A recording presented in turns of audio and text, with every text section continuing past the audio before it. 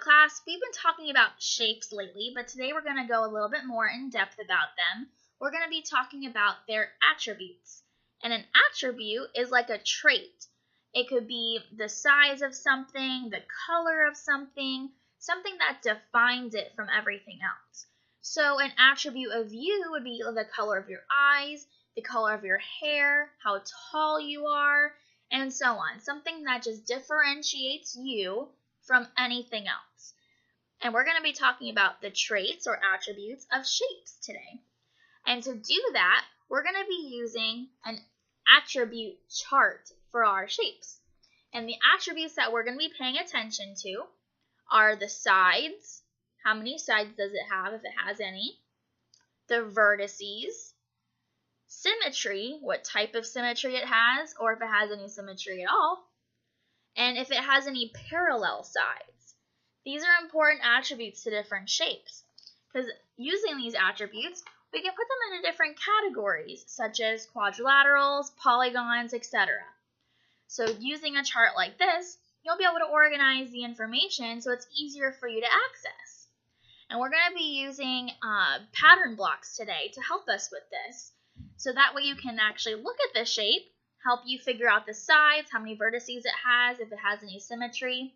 You can work with your partners to help you out. We'll have a little fun with this today. But we're not going to be paying attention to the color. We're just paying attention to the shape itself. Because I know sometimes the same shape can be different colors.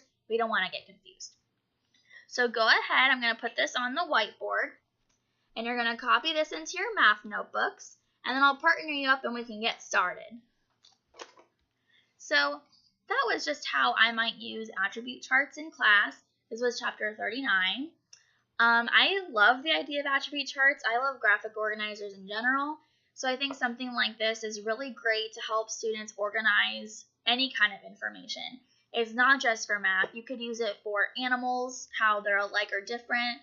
I know the book used countries. I saw something about planets. You can use any kind of category, any attributes at all to help them organize their information. And you can relate this to writing. They could summarize their chart, how things were alike, how things were different. So that way you can bring a little bit of writing into this. With the shapes, you could have them draw the shapes. You could have them show you the symmetry. You could have them label the parallel sides, things like that. So it's really committing it to long-term memory. The more they're using this, the different ways they're doing it. There's just so many things you could do with a chart like this. I think they're absolutely great to use in any grade level. You could go up to high school with something like this and use it to compare literature that they've written or something. So I think this is a great tool. Again, it was called an attribute chart from chapter 39. Thank you.